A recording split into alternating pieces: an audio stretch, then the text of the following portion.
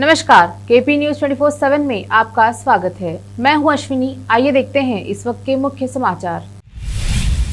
बीदर के SP office में आयोजित हुई पीस मीटिंग। एसपी और डीसी ने हिजाब के मामले पर शांति बनाए रखने की लोगों से की अपील। जेएलएन स्टेडियम में 25 फरवरी से 12 मार्च तक BR अम्बेडकर के जीवन पर आधारित नाटक का मंचन होगा।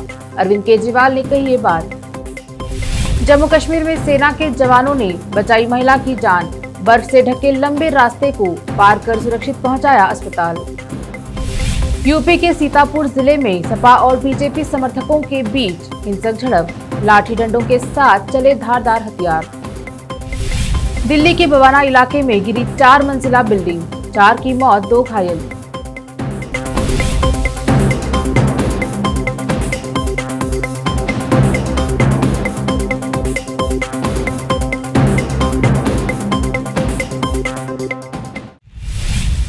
अब समाचार विस्तार से। शुरू करते हैं स्थानीय समाचारों से। बीदर के एसपी डेक्का किशोर बाबू के नेतृत्व में आज एसपी ऑफिस में पीस मीटिंग आयोजित की गई, जिसमें जिला अधिकारी गोविंदा रेड्डी, एसी नईमुद्दीन मोमिन, एसीपी गोपाल और सीईओ जाहिरा नसीम उपस्थित रहे। डीएसपी के एम सतीश ने इस मीटिंग की व्यवस्था की थी। इस अवसर पर बीदर के सभी जिम्मेदार व्यक्ति, सीएमसी काउंसलर्स और सभी पार्टियों के कार्यकर्ता के अलावा शाहीन पटेल, सूर्यकांत शेटकार, सईद मंसूर अहमद कादरी उपस्थित रहे। इस अवसर पर एसपी और डीसी ने कहा कि हिजाब के मामलों को लेकर सोशल मीडिया पर जो अफवाहें फैलाई जा रही हैं, इससे समाज में अमन बर्बाद हो रहा है। इसलिए सभी से शांति बनाए रखने की अपील की गई। इस अवसर पर केपी न्यूज के संवाददाता असलम खान ने डीसी गोविंदा रेड्डी और एसपी डेक्का किशोर बाबू से बात की। केपी न्यूज के संवाददाता असलम खान और यासीन अहमद की रिपोर्ट। ये एक मीटिंग हुआ ना सर, पीसफुल मीटिंग बोलकर बुलाए थे आप एसपी ऑफिस में। उसके बारे में सर बोलिए कि दोनों समुदाय के सभी लोगों ने क्या आश्वासन दिया और आपसे उनकी क्या बात है। आज हमने डीसी साहब और सीओ मैडम ने डिस्ट्रिक्ट एडमिनिस्ट्रेशन तरफ से सभी कम्युनिटी लीडर्स को बुला के पीस कमेटी मीटिंग किया।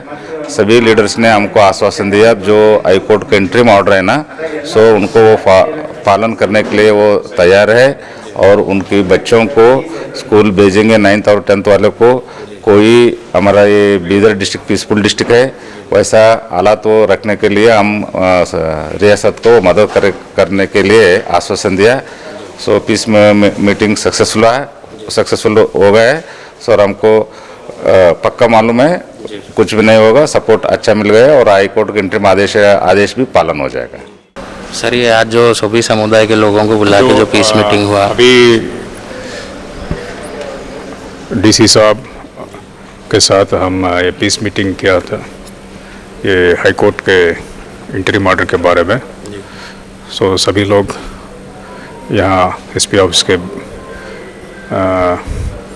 ऑफिस आए थे और हम ऑर्डर के बारे में सभी को बताया था और सभी लोग उसके बारे में सपोर्ट करने के बात किए थे।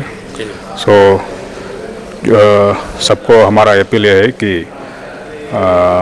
ये हाई कोर्ट का ऑर्डर जो है वो इम्प्लीमेंट करने के लिए डिस्ट्रिक्ट एडमिनिस्ट्रेशन से आपका सपोर्ट हम रिक्वेस्ट करते हैं। ठीक है। गुलबर्गा जिले के हजरत सूफी सरमस्त इस्लामिक स्टडी सर्कल के अध्यक्ष अजीजुल्लाह सरमस्त ने मीडिया से बात करते हुए कहा कि राज्य की मौजूदा स्थिति में माता पिता का मार्गदर्शन करना उलेमा और अग्रणी नेताओं की महत्वपूर्ण जिम्मेदारी है, जिनकी लड़कियां सरकारी कॉलेजों और स्कूलों में पढ़ रही हैं। उन्हें कहा कि अगर समस्या का समाधान नहीं होता है तो किसी संगठन से संपर्क किया जाना चाहिए। स्कूल और कॉलेजों के मामलों में अप्रासंगिक रुचि के कारण मामले बिगड़ते जा रहे हैं। कर्नाटक में जारी हिजाब मामले को लेकर पुलिस विभाग हिजाब के मुद्दे पर जुटा हुआ है। कर्नाटक राज्य के यादगीर जिले में पुलिस विभाग ने अतिरिक्त सुरक्षा बलों की मदद से शहर के विभिन्न इलाकों में रूट मार्च निकाला। मार्च गांधी चौक, हजरत टीपू सुल्तान चौक, शास्त्री चौक, सुभाष चौक से आरटीओ कार्यालय पर समाप्त हुआ। मार्च का नेतृत्व पुलिस अधीक्षक वेदमूर्ति ने किया।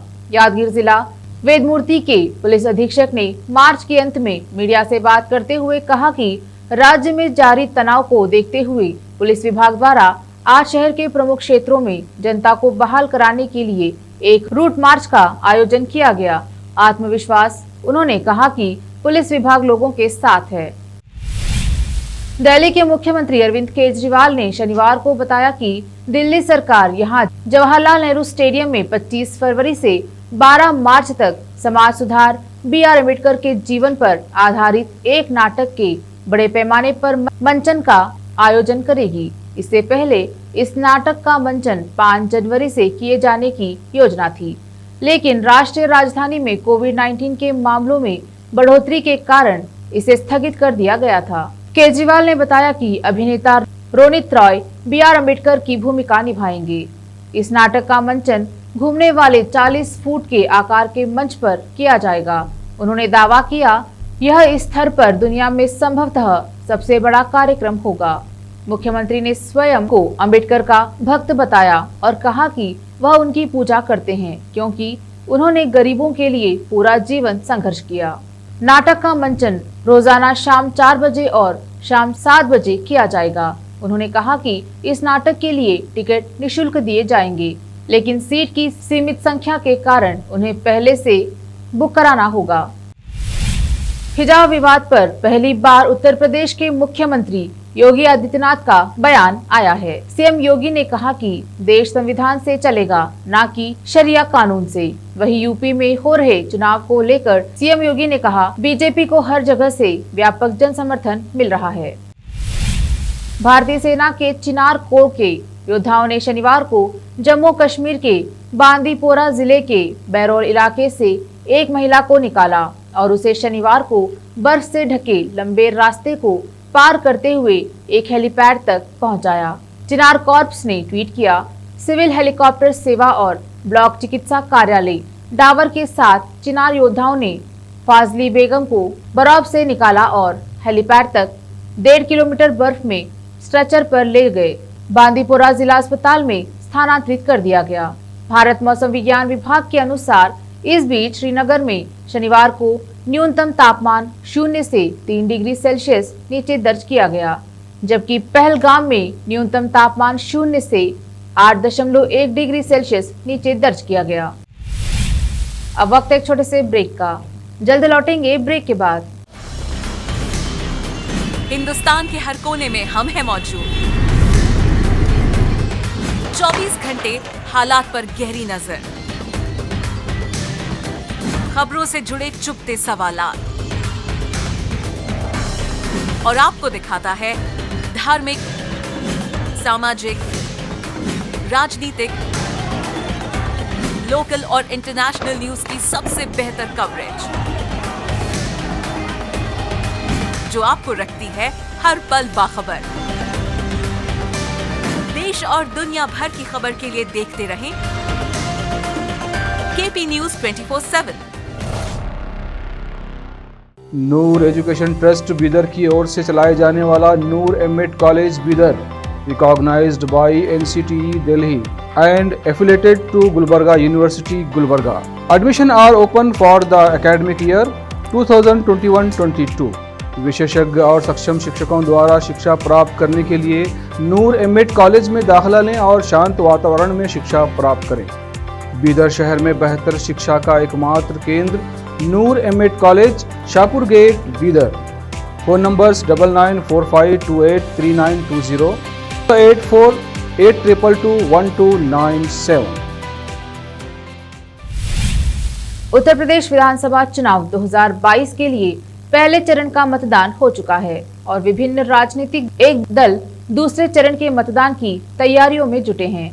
इसके साथ ही प्रदेश में चुनावी हिंसा की घटनाएं भी धीरे धीरे बढ़ने लगी हैं।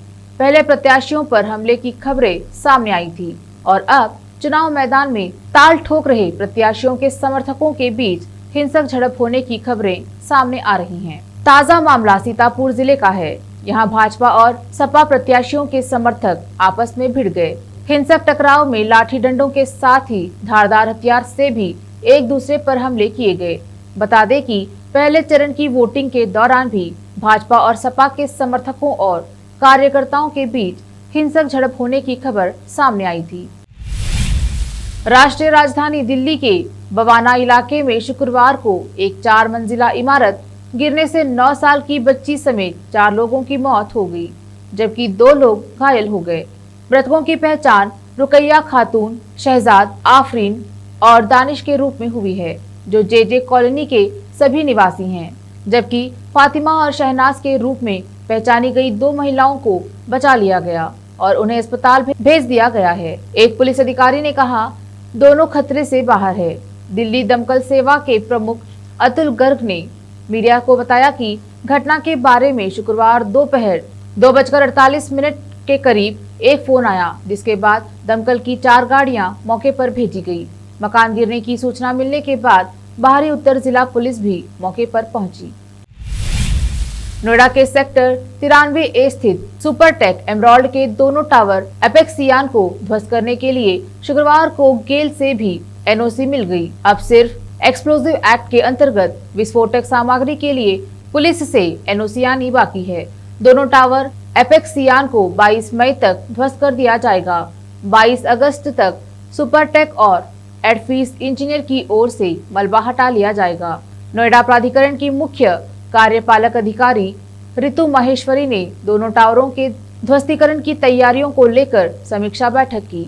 सुप्रीम कोर्ट के आदेश पर नोएडा प्राधिकरण को 72 घंटे में टावर ध्वस्तीकरण पर संबंधित विभागों edifice, builder, Emerald Court, ATS society की एनओसी पदाधिकारियों के साथ बैठक करने को कहा था, लेकिन ऋतु महेश्वरी के निर्देश पर 48 घंटे में ही बैठक करा दी। इसमें पश्चिमांचल विद्युत वितरण निगम लिमिटेड, अग्निशमन विभाग, जिला प्रशासन, उत्तर प्रदेश प्रदूषण नियंत्रण बोर्ड, पेट्रोलियम एवं विस्फोटक सुरक्षा संगठन के अधिकारी मौजूद रहे। बैठक में कई निर्णय लिए गए, जिसे संबंधित विभागों को अवगत कराया गया। विष्णु विशाल की FIR 11 फरवरी को रिलीज हो चुकी है, जिस पर मिली जुली प्रतिक्रियाएं आ रही हैं। कुछ दर्शकों को ये फिल्म काफी पसंद आ रही है, तो वही तमाम ऐसे भी लोग हैं जो इसमें प्रयोग स्पेशल वर्ड के चलते आलोचना कर रहे हैं। मेकर्स इसके पॉजिटिव रेस्पॉन्स से खुश है, लेकिन एक कम्युनिटी के लोग इससे एक शब्द हटाने की मांग कर रहे हैं। सिनेमाघरों में फिल्म के रिलीज के बाद ऑल इंडिया मजलिसे इत्तेहादुल मुसलमीन ने तेलंगाना सरकार से FIR के पोस्टर में आपत्तिजनक सामग्री को हटाने के लिए कहा है। आखिर में फिर एक बार देखते हैं मुख्य समाचार। बीदर के SP ऑफिस में आयोजित हुई पीस मीटिंग।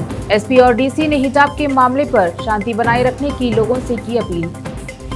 JLN स्टेडियम में 25 फरवरी से 12 मार्च तक BR अम्बेडकर के जीवन पर आधारित नाटक का मंचन होगा। अरविंद केजरीवाल ने कही ये बात। जम्मू कश्मीर में सेना के जवानों ने बचाई महिला की जान, बर्फ से ढके लंबे रास्ते को पार कर सुरक्षित पहुंचाया अस्पताल।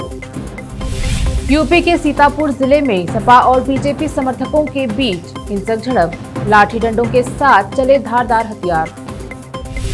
दिल्ली के बवाना इलाके में गिरी 4 मंजिला बिल्डिंग, 4 की मौत, 2 घायल।